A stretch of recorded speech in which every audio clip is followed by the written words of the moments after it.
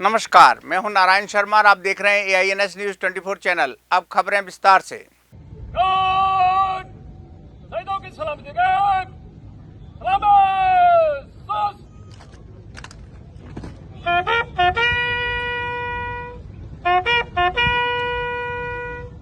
बस्तर के दंतेवाड़ा जिले में हुई नक्सली वारदात में 10 DRG के जवानों समेत एक सिविलियन की मौत हो गई।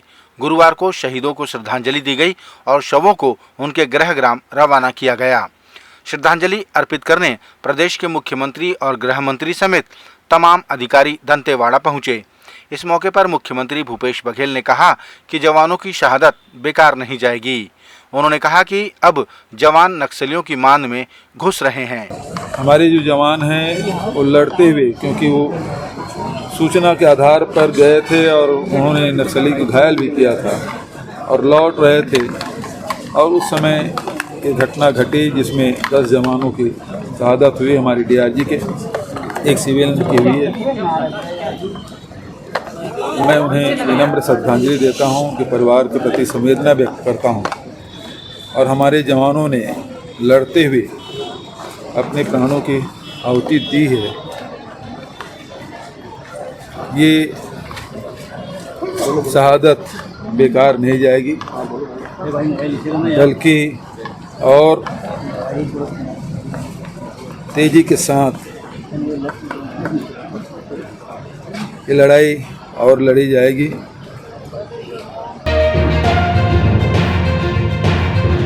नक्सलियों द्वारा दंतेवाड़ा में की गई कायराना करतूत की चौतरफा निंदा हो रही है। अपने 10 जवानों को खो देने का दुख सभी को है। नक्सली हरकत से आक्रोशित जगदलपुर के लोगों ने नक्सलवाद का पुतला दहन कर नक्सलवाद मुर्दाबाद के नारे लगाए।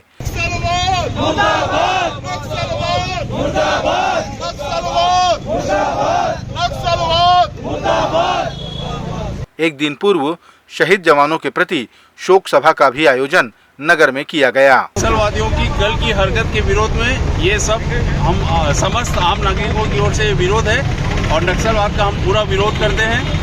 हमारे सैनिकों की जो शहादत हुई है, हमारे सैनिकों के कारण ही आज हमारा देश सुरक्षित है या हम लोग सुरक्षित हैं और उनकी शहादत को कतई बर्दाश्त नहीं किया जा सकता।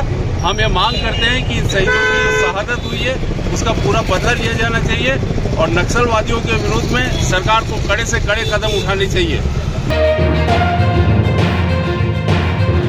भारतीय जनता पार्टी के प्रदेश प्रभारी ओम माथुर उस समय बस्तर प्रवास पर थे जब अरनपुर में नक्सलियों ने घटना को अंजाम दिया। अगले दिन श्रद्धांजलि सभा कार्यक्रम में वे भी शामिल हुए। उन्होंने शहीदों के परिवारजनों से मुलाकात की और उन्हें सांत्वना दी। छत्तीसगढ़ के पूर्व मुख्यमंत्री डॉक्टर रमन सिंह ने भी DRG के जवानों की शहादत पर दुख व्यक्त किया। उन्होंने कहा कि आज बस्तर में सर्चिंग ऑपरेशन में तेजी लाने की आवश्यकता है। उन्होंने ये भी कहा कि रोड ब्लास्ट का पूर्वानुमान लगाना कठिन होता है, लेकिन सर्चिंग ऑपरेशन बढ़ाने से घटनाओं में कमी आ सकती है। लगातार इस प्रकार की घटनाएं, आज तो जवान शहीद हुए, कुछ दिन पहले भारतीय जनता पार्टी कार्यकर्ताओं को टारगेट करके 4-5 कार्यकर्ताओं को निर्मम हत्या की गई। तो लगातार ऐसी घटनाएं बढ़ रही है। मुझे लगता है कि इस प्रकार के रोड ब्लास्ट का पूर्वानुमान लगाना तो सही में कठिन होता है। कोई अनुमान नहीं लगा सकता कि पूरे छत्तीसगढ़ में दंतेवाड़ा में कहाँ पे बारूदी सुरंग बिछी है, ये कहना कठिन रहता है।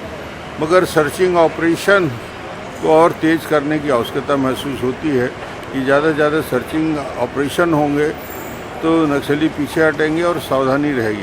तो ये ध्यान देने लायक बात है। नगर पंचायत केसकाल में अब तक कांग्रेस की सत्ता थी, लेकिन कुल 15 पार्षदों में से 6 भारतीय जनता पार्टी के और 6 कांग्रेस के पार्षदों ने अविश्वास प्रस्ताव कलेक्टर को सौंप दिया। इसे लेकर एक पीठासीन अधिकारी नियुक्त किया गया और 8 मई को फ्लोर टेस्ट किया जाना है। भारतीय जनता पार्टी के पार्षद नवदीप सोनी ने बताया कि सत्ताधारी दल के पार्षद भी असंतुष्ट थे, इसलिए अविश्वास प्रस्ताव लाया गया। हम सभी पार्षद मिलकर अभी नगर पंचायत केसकाल टोटल 15 पार्षद हैं। 15 पार्षदों में से 12 पार्षद नगर पंचायत अध्यक्ष और नगर पंचायत उपाध्यक्ष के खिलाफ अविश्वास प्रस्ताव कलेक्टर साहब को हमने पेश किया।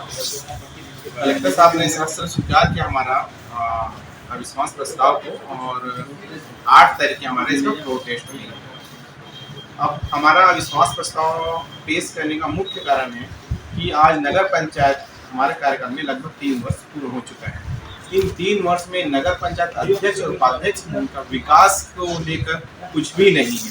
2-4 काम हुए हैं जो अधूरे पड़े हुए हैं, सिर्फ इन्हीं की वजह से। इन्होंने परिषद की में बाकी सदस्यों को कभी भी विश्वास में लेके काम नहीं किया। छत्तीसगढ़ के पूर्व मुख्यमंत्री डॉक्टर रमन सिंह ने मुख्यमंत्री भूपेश बघेल के जवानों की शहादत पर दिए गए बयान पर कहा कि आज प्रदेश में नक्सली गतिविधियों पर जो विराम लगा था वो जवानों और पुलिस के शौर्य के कारण है। हमारे जवान हमेशा मुठभेड़ में ही शहीद हुए हैं। पूर्व मुख्यमंत्री ने कहा कि अभी का वक्त मिलजुल कर नक्सलियों का खात्मा करने का है। दुर्भाग्यजनक स्थिति यह है कि प्रदेश के मुख्यमंत्री राजनीति कर रहे हैं। भूपेश बघेल ने शोक के समय अपनी जो बात कही कि आज हमारे जवान लड़ते हुए शहीद हो रहे हैं, पहले कैंप में बिना लड़े शहीद हो जाया करते थे, ये शहादत का अपमान है। भूपेश जी, पहले भी जवान लड़ते हुए शहीद होते थे और आज भी जवान लड़ते हुए शहीद हो रहे हैं। शहीदों की तुलना नहीं की जा सकती, पुलिस के शौर्य को तुलना नहीं किया जा सकता। और मैं आपसे यही कहना चाहता हूँ कि पहले और आज की स्थिति की तुलना ना करें। आज ख्याल करें कि बस्तर से सरगुजा तक नक्सल का कितना प्रभाव बढ़ा हुआ था। दिन में सरगुजा में निकलना कठिन हो जाया करता था।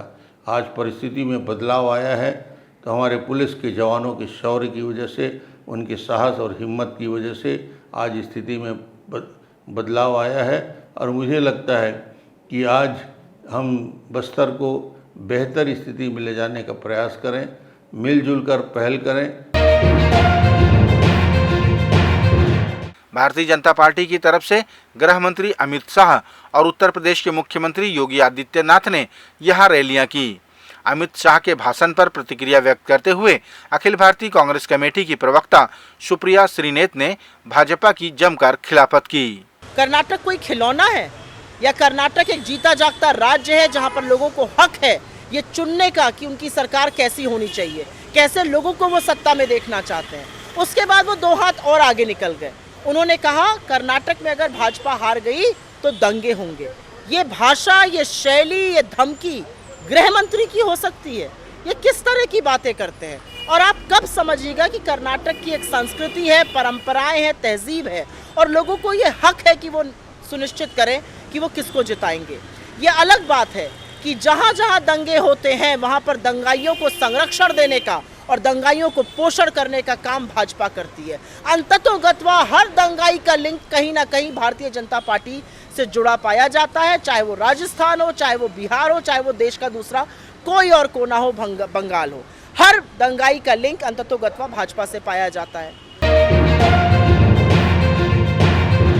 ये रोते बिलखते माँ, बहन और बेटी उन जवानों के परिजन हैं जिन्होंने 26 अप्रैल को नक्सलियों द्वारा किए गए रोड ब्लास्ट में शहीद हो गए। जब श्रद्धांजलि सभा आयोजित की गई तब अपनों के अंतिम दर्शन करने ये भी पहुंचे और इनकी आंखों से आंसू थमने का नाम नहीं ले रहे थे। मुख्यमंत्री भूपेश बघेल ने सभी को सांत्वना दी और कहा कि अब नीति में परिवर्तन हुआ है। पहले हमारे जवान कैंपों में शहीद हुआ करते थे, लेकिन अब नक्सलियों की मान में घुसकर मुठभेड़ के दौरान शहीद हो रहे हैं। पहले और अब में बड़ा अंतर आया है। पहले कैंपों पे हमला होता था और जवान अपनी सुरक्षा करते थे। आज नीति में परिवर्तन हुआ है। अब हमारे जवान सर्च करके उसके साथ मुठभेड़ करके लड़ाई लड़ते हैं और नक्सलियों को भी अपने जान गंवानी पड़ती है। तो हमारे जवान कैंपों में अपनी जान नहीं दे रहे हैं बल्कि लड़ते हुए शहादत हो रही है।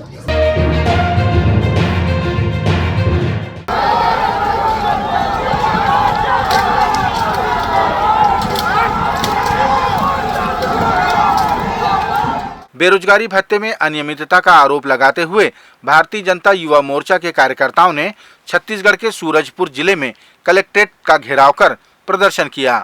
तमाम बैरिकेड्स तोड़ते हुए कार्यकर्ता कलेक्ट्रेट के मुख्य द्वार तक पहुंचकर नारेबाजी करने लगे। इन कार्यकर्ताओं ने बेरोजगारी भत्ते के वितरण में भ्रष्टाचार और अनियमितता के आरोप लगाए। ये थे आज के प्रमुख समाचार। आप देख रहे थे AINS न्यूज़ 24 यूट्यूब चैनल। कल फिर मिलेंगे ताज़ा तरीन समाचारों के साथ। तब तक रोजाना की खबरों के लिए आप हमारे लोकप्रिय यूट्यूब चैनल AINS न्यूज़ 24 को सब्सक्राइब, लाइक और शेयर करना ना भूलें। नमस्कार।